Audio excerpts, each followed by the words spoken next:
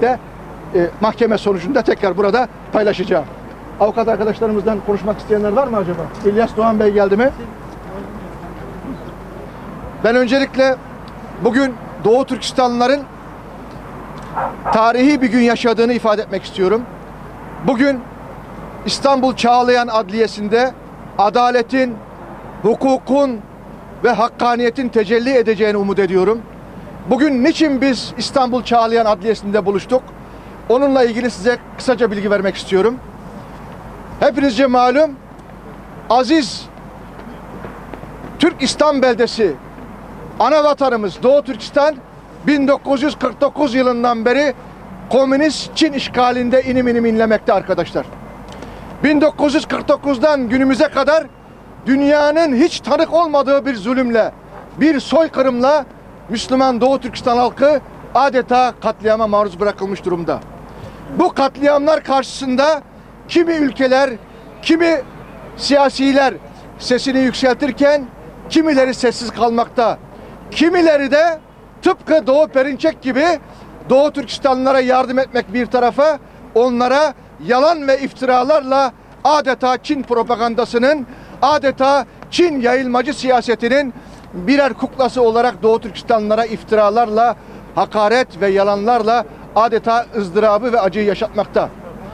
Bunun son iki örneği, geçen hafta Vatan Partisi Genel Başkanı Doğu Perinçek bir televizyon kanalında şu cümleleri kullandı. 30 bin Doğu Türkistanlı Suriye'de Mehmetçiğe kurşun sıkıyor diyerek adeta bir yalana, bir iftiraya, bir hezeyana imza attı. Doğu Türkistanlılar asla ve asla Mehmetçiğin, Türk askerinin, Türk milletinin ve Türk devletinin düşmanı değildir. Suriye'de terörist Suriye Esad rejimine ve Rus işgalcilerine karşı savaşan Doğu Türkistanlı mücahitlerimiz Mehmetçiğimizle, oradaki Türkmen Mehmetçiklerimizle, mücahitlerimizle birlikte vatan savunması yapmaktadır. Doğu Türkistanlılar asla terörist değildir, asla Mehmetçiğe kurşun sıkmamıştır. Orada Suriye'de Mehmetçiğe karşı kurşun sıkanlar kimdir? Bundan yıllar önce Beka'ya gittiğinde dil uzattığı terör elebaşı Abdullah Öcalan'ın PKK terör örgütüdür. Bu Doğu Perinçek'in dostu Abdullah Öcalan'ın teröristleri Mehmetçiğe kurşun sıkmaktadır. Milleti aldatmasın. Doğu Perinçek'in buradaki açıklamalarındaki amaç 35 milyon Çin işgalindeki mazlum Doğu Türkistanlılarla 80 milyon Türk dünyasının, Türk İslam dünyasının mazlumlarının lideri olan Türkiye arasında ve Türk milleti arasında nifak tohumları ekmek ve kardeşi kardeşe kırdırmaktır. Doğu Perinçek bu emellerine asla ve asla ulaşamayacaktır. Doğu Perinçek bu açıklamayı yaptıktan sonra, Doğu Türkistanlılara iftira attıktan 2 gün sonra Çin Büyükelçisi Li Shobin Doğu Perinçek'i Vatan Partisi Genel Merkezi'nde ziyaret ederek kendisine teşekkür etmiştir. Doğu Türkistan'da 35 milyon Müslüman Türk bugün 5 milyonu kamplarda ve cezaevinde işkence görerek, yok edilmeyle, toplu katliamla, işkence ve tecavüzlerle topyekün bir katliama tabi tutulurken Doğu Perinçek'in adeta Çin'in sözcüsü ve temsilcisi gibi Doğu Türkistan'da hiçbir şey yok. Orada insan hakları ihlalleri yok. Orada her şey güllük gülistanlık. Çin dünyanın en demokratik ülkesi demesi bu yalan ve iftiradan ibarettir. Bakın 5 yıldır 2016 yılından beri Doğu Türkistan'da yaşanan katliama karşı Birleşmiş Milletler ve Avrupa Konseyi Parlamenterler Meclisi ve insan hakları örgütleri raporlar yayınladılar. Uydudan kampların görüntülerini yayınladılar. ve kamplarda, yok denilen kamplarda işkence ve tecavüze uğrayan Gülbahar Celil, Ömürbek Alim, yine birçok kardeşlerimiz Kazakistan'a geçtikten sonra Kazakistan'da yapmış olduğu basın toplantılarında Çin'in inkar ettiği kampların varlığını, işkence ve soykırımı açıkladılar.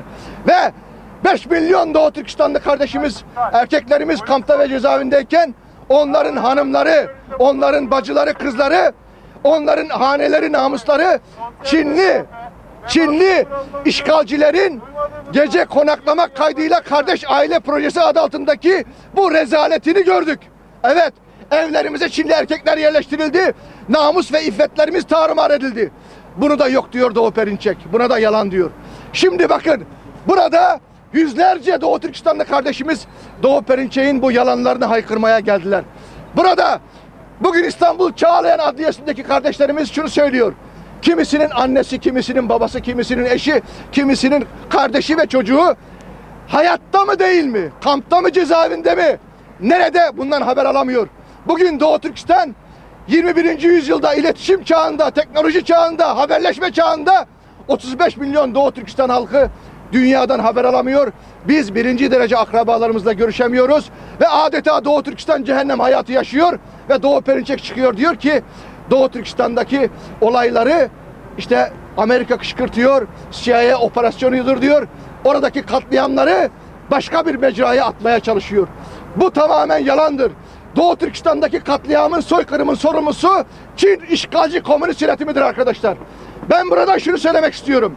Bugün İstanbul Çağlayan Adliyesi'nde biz Doğu Perinçek'e bu yalan ve iftiralarından dolayı, bu hezeyanlarından dolayı biraz sonra yaklaşık 20 kadar avukat arkadaşlarımızla, bunlar bütün siyasi partileri temsilen gelen avukat arkadaşlarımız, kimileri o partilerin hukuk işleri başkanları ve sivil toplum örgütleri yetkilileri ve bu kardeşlerimizle birlikte biz İstanbul Cumhuriyet Başsavcılığına Doğu Perinçek'e suçu övmek ve suç isnat etmek ve Doğu Türkistanlılara yapmış olduğu bu iftiradan dolayı suç duyurusunda bulunacağız.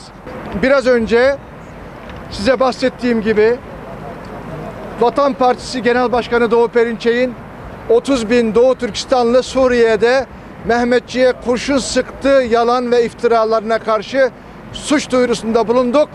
Bu mahkemedeki suç duyurusunun evrağı, bu gördüğünüz arkadaşlar. Bunun içeriğiyle ilgili kısaca bilgi vereceğim. Sanık Doğu Perinçek.